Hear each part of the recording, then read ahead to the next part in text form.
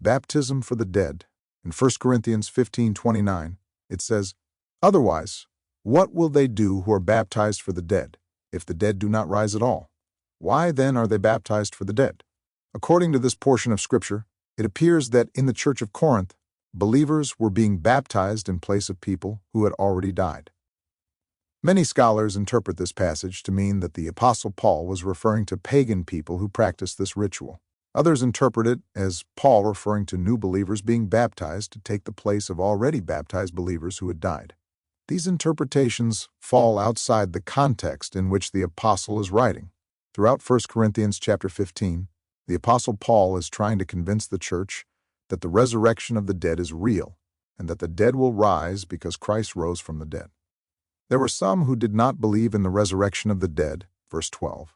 In verses 15 to 28, the apostle explains that Christ will sit at the right hand of the Father, reigning until his enemies are made his footstool, and that the last enemy to be destroyed is death. After death is defeated, Christ will submit to the Father. Through these words, the apostle presents the hope of the saints, those who believe in the resurrection of the dead. In that sequence, in verse 29, the apostle asks, "Otherwise, what will they do who are baptized for the dead, if the dead do not rise at all? Why then are they baptized for the dead?" In other words, if what I am explaining is not true, that death will be defeated and we will be resurrected, then what is the point of those who get baptized for the dead, if the dead will not rise at all? Why then are they baptized for those who have already died? In the Church of Christ established in Corinth, believers were baptized not to take the place of someone who had died, but to fulfill the commandment of the Lord who said, "He who believes and is baptized will be saved." Believers in the Corinthian church did not wait for someone in the church to die and then say, "So-and-so died. I'll get baptized to take their place." That was not the case. Every believer was baptized once they accepted Christ. Nor should we assume or think that the Apostle Paul was referring to pagans who believed in the resurrection of the dead and were baptized in the name of the dead.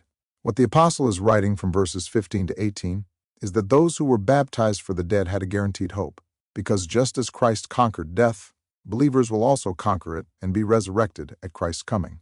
If things will not be this way, the apostle asks, then what will they do who are baptized for the dead, if the dead do not rise at all? Why then are they baptized for the dead? The words of the apostle Paul are not words of rebuke or condemnation toward those who were baptized for the dead. Rather, they are a rebuke to the believers in Corinth who did not believe in the resurrection. Those who were baptized for the dead had hope. Hope for themselves or for their loved ones? Hope for their loved ones. Every living believer who is baptized is saved. However, those believers who had Christian family members who had died without being baptized in water also had hope for their loved ones by being baptized in their name, since they had not been able to do so while alive. That is what was happening in the church of Corinth. To fulfill the Lord's command, the believers in that church were being baptized in the name of their deceased believing relatives who had not had the chance to be baptized in water. Where did the practice of being baptized for the dead come from? Most likely from Apollos. In Acts 18:24-28, we read that Priscilla and Aquila heard Apollos teaching the ways of God, but that he only knew of John's baptism, which is baptism in water. They then instructed Apollos about Jesus. In 1 Corinthians 1:12, we read that some in the church of Corinth were saying they belonged to Apollos. Therefore, Apollos had come to teach in that church. In 1 Corinthians 3-6, the Apostle Paul says that he planted and Apollos watered.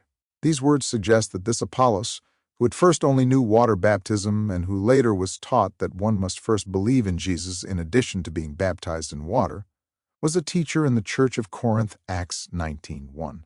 Possibly Apollos, being passionate about water baptism because he had practiced it before becoming a Christian, established the teaching that a believer could be baptized in the name of a deceased family member who had also been a believer before dying.